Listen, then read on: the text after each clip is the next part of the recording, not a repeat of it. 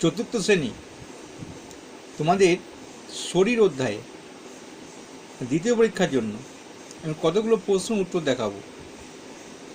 আমি আস্তে আস্তে বলে দেব, তোমাদের শুনে শুনেই মুখস্থ হয়ে যাবে। দেখো, প্রথমটা আছে, মানে প্রথম নয়, আমি আগেতে 17 পর্যন্ত দেখিয়েছি, আজকে 18 থেকে বলবো। চলো আমরা তারপরেরটা মুখস্থ করে নিই, মানে 18 থেকে কি কি প্রশ্ন আছে। মানুষের শরীরে কোনটির নাম অন্ত্র? উত্তর হচ্ছে পাকস্থলীর পর, অর্থাৎ পাকস্থলীর নিচে যে পেঁচানো নলের মতো অংশ থাকে সেটির নাম অন্ত্র। অন্ত্রের পাশে আরেকটি হজম ঘর থাকে, তাকে কি বলে? ক্ষুদ্রান্ত্র।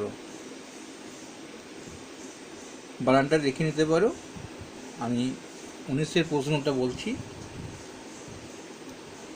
20টা, খাবার হজমের পর কোথায় জমা হয়? উত্তর মলাশয়ে। 21-এরটা, কি ধরনের আমাদের খাবার খাওয়া উচিত? যে ধরনের খাবার খেলে আমাদের শরীর সুস্থ থাকে সেই ধরনের খাবার খাওয়া উচিত। 22-এর প্রশ্ন, কোন কোন খাবার চোখের পক্ষে ভালো? খুব ইম্পর্টেন্ট প্রশ্ন। শাক সবজি, গাজর, পাকা পেঁপে। কোন কোন খাবার দাঁত ও মাড়ি ভালো রাখে? উত্তর টক জাতীয় ফল, যেমন লেবু, তেঁতুল ইত্যাদি। 24-এর প্রশ্নটা, কাজ করার জন্য ড্যাশ প্রয়োজন, আমাদের শূন্যস্থান, ওটা কি হবে? শক্তি প্রয়োজন। একটা ভালো প্রশ্ন, শক্তি কোথা থেকে আসে বা আসে কোথা থেকে, মানে দেহের শক্তিটা আসে কোথা থেকে? উত্তর হচ্ছে খাবার থেকে। তারপরে প্রশ্ন, শরীর ঠিক রাখতে হলে কোন ধরনের খাবার খাওয়া দরকার? কোন ধরনের খাবার খাওয়া দরকার? উত্তর সুষম খাবার। 27-এর প্রশ্ন, সুষম খাবার কত রকমের? সুষম খাবার 4 রকমের। ডাল জাতীয়, সবজি জাতীয়, বাদাম ও তেল জাতীয়, এবং মাছ মাংস ডিম জাতীয়। 28-এর প্রশ্ন, দানা জাতীয় খাবার কোনটি? রুই, মাছ, পেয়ারা। না, রুই তো না, এটা রুটি। মাছ, পেয়ারা হচ্ছে রুটি, হচ্ছে দানা জাতীয় খাবার, অর্থাৎ গম দানা জাতীয়, গম থেকে রুটি হয়, আটা হয়, তারপর রুটি হয়। সুষম খাবার কেমন হওয়া উচিত সেটা কিসের উপর নির্ভর করে? মানে সুষম খাবারটা আমি কতটা কেমন খাবো সেটা কিসের উপর? বয়সের উপর। সবজি জাতীয় খাবার হলো পেয়ারা, ঘি, রুটি। কোনটা? পেয়ারা। দুধ, আমরা দুধ পাই কোন প্রাণী থেকে? প্রাণী থেকে না উদ্ভিদ থেকে? প্রাণী থেকে। উদ্ভিদ কিভাবে খাবার তৈরি করে? এটা খুব ভালো প্রশ্ন।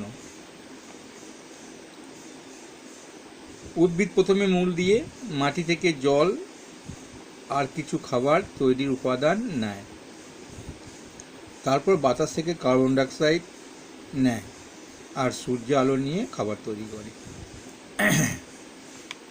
উদ্ভিদ কোথায় খাবার তৈরি করে? এটা খুব ভালো প্রশ্ন। পাতায়।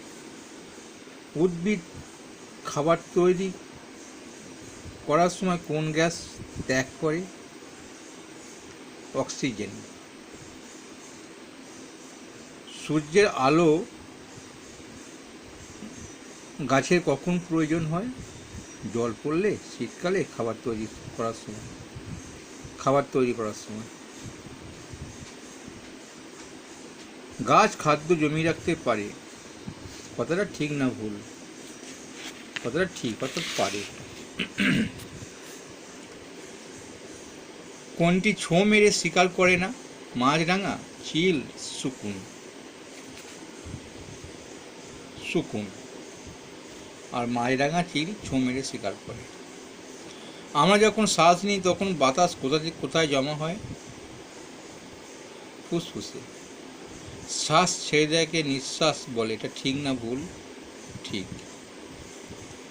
কোনটি নিঃশ্বাসের পথ? নাক থেকে শ্বাস নালি যায় ফুসফুস যায়, না ফুসফুস থেকে শ্বাস নালি যায় তো ওর নাক যায়? নিঃশ্বাস তো যেটা আমরা ত্যাগ করি, প্রথমে ফুসফুস জমা হয়, তারপরে শ্বাসনালী, তারপর নাক, বেরিয়ে আসার পর।